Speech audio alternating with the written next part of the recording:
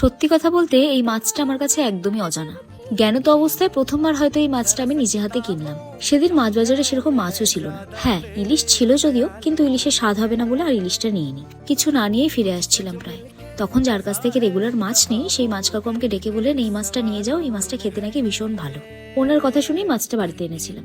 মা যে মাছটা দেখে এতটা খুশি হবে সেটা বুঝতে পারিনি। এই মাছটার নাম নাকি কাজলি মাছ, নদীর মাছ, কিন্তু বাজারে সচরাচর এই মাছটা পাওয়া যায় না। তোমরা কে কি নামে এই মাছটাকে চেনো আমাকে অবশ্যই কমেন্টে জানিও। মায়ের থেকে রেসিপিটা জেনেই নেমে পড়েছিলাম ময়দানে। একদম ইজি রেসিপি। মাছগুলোতে ভালো করে নুন হলুদ মাখিয়ে ভেজে তুলে রেখেছিলাম। তারপর ওই তেলেই ফোড়নে দিয়েছিলাম কালো জিরে, আর আগে থেকেই রসুন, জিরে, লঙ্কা, টমেটোর একটা পেস্ট রেডি করে রেখেছিলাম, সেটাই কড়াই দিয়ে দিলাম।